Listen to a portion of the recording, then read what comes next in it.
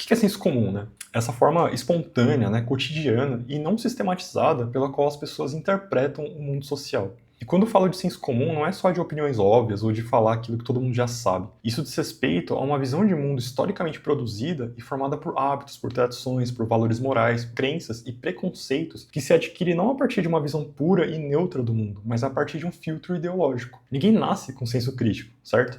Nós nascemos, crescemos e vivemos no modo de produção capitalista. E tudo que a gente aprende ao longo da nossa vida passa pelo filtro da ideologia dominante, que é a ideologia liberal, o que por sua vez nos leva a acreditar e naturalizar certas lógicas de funcionamento do mundo. Como dizer, por exemplo, que quem é pobre porque não se esforçou, por exemplo, né? Que é um senso comum bastante forte. Dizer que sempre existiram pessoas ricas e pessoas pobres e que o mundo é assim mesmo, né? Naturalizando a desigualdade social como algo que faz parte da natureza humana. E no campo das artes, duas visões que operam no campo do senso comum é o do mito do gênio, né? De acreditar que existem pessoas que são dotadas de um talento ou de um dom para a arte. E junto a isso, uma hipervalorização da técnica. O que isso significa? Como eu falo bastante aqui no canal, a gente tem uma educação artística e estética muito ruim, às vezes quase inexistente, né, no currículo escolar básico, sobretudo de escolas públicas. Então, para a maioria esmagadora das pessoas, uma obra de arte é sempre uma pintura, né, um desenho ou uma escultura autêntica e original, realizada por um artista, um indivíduo genial, né, supostamente. E essas são premissas de um senso comum que foram sedimentadas desde o Renascimento no imaginário cultural e social. Então tem pelo menos 500 anos isso. Isso significa objetivamente que a condição do senso comum ao avaliar se algo é arte ou não, está muito nesse lugar da técnica, do quão realista e do quão, entre muitas aspas, né, perfeito aquele trabalho tá. Então, quando a nossa educação estética ela é insuficiente, a gente não consegue avaliar a qualidade de uma obra de arte para além desse aspecto técnico,